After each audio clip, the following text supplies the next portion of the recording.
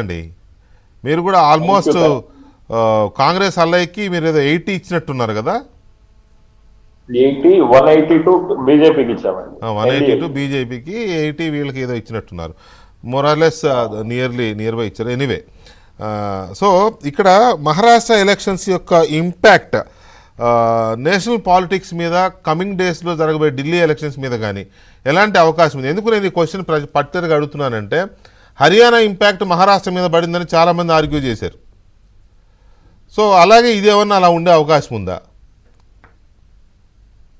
ఖచ్చితంగా. ఎందుకంటే బీజేపీ జమిలీ ఎలక్షన్స్ ప్రపోజల్ తో గత 6-7 నెలలుగా స్పీడప్ చేస్తూ ఉంది. ఈవెన్ పార్లమెంట్ సమావేశాల్లో కావచ్చు, తర్వాత వార్తాపత్రికల్లో కావచ్చు, బీజేపీ జమిలీకి అనుకూలంగా ముందుకెళ్తుందని చెప్పి కమిటీ ఫామ్ చేయడం, ముందుకెళ్ళడం, ఇవన్నీ జరుగుతూనే ఉన్నాయి. సో మహారాష్ట్ర లాంటి కీలకమైన, భారతదేశంలో అత్యంత కీలకమైన రాష్ట్రంగా పేర్కొనబడ్డ మహారాష్ట్ర ఇంత ల్యాండ్ స్లైడ్ విక్టరీ వచ్చిన తర్వాత బీజేపీ ఏమనుకుంటది అని అంటే, ఈ మూమెంట్ లోనే మిగతా రాష్ట్రాలని, దేశ రాజకీయాలని కూడా మార్చే ఆలోచనలు చేయాలనే ఆలోచన అనేది ఖచ్చితంగా చేస్తుంది. ఎందుకంటే బీజేపీ చేసేదే రాజకీయం కాబట్టి.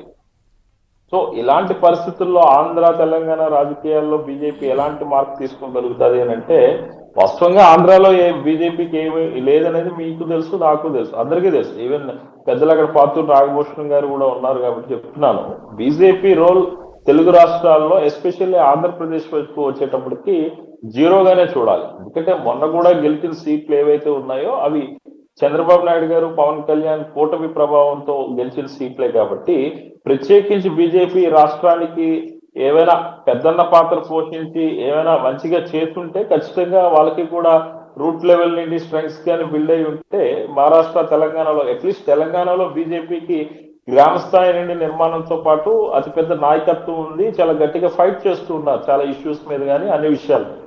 బట్ వేరే ఆంధ్రాకి వచ్చేటప్పటికి ఏంటంటే, బీజేపీకి ఎప్పుడు కూడా ఒక చిన్న ప్రాబ్లం ఉంటుంది. ఏంటి అని అంటే, స్పెషల్ స్టేటస్ విషయంలో చంద్రబాబు నాయుడు గారితో 14-19 ఉన్నంత వరకు ఒకలాగా, తర్వాత జగన్ గారితో అత్యంత సన్నిహితంగా వెలిగి ఇప్పటికీ కూడా సన్నిహితంగానే ఉన్నాం అనే ఇండికేషన్స్ ఇవ్వడం.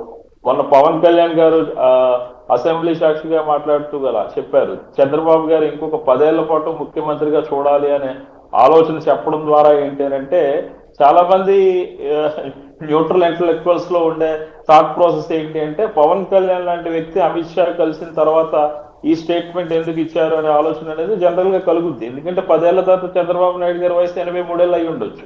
ఓకే, ఆయన ఆరోగ్యంగా ఉండి రాష్ట్రాన్ని పాలించాలనే మనందరం కోరుకుందాం. బట్ పవన్ కళ్యాణ్ గారి ఆలోచన విధానం అక్కడ ఏమర్థమైంది అని అంటే, రెండో ఆల్టర్నేటివ్ ఫోర్స్ గా ఉన్న లోకేష్ గారి చుట్టూ మిగతా శాఖ మంత్రులు కానీ, లేకపోతే అధికార వ్యవస్థతో కూడా తన గుప్పిట్లోనే నడుస్తుంది అనే ఒక గట్టి ఇన్ఫర్మేషన్ అనేది ఈ రాష్ట్రంలో నడుస్తుంది. అది చాలా, అంటే ఆయన మనసులో ఏముందో అంటే ప్రస్తుతానికి మనం అంత దూరం వెళ్ళవసరం లేదు.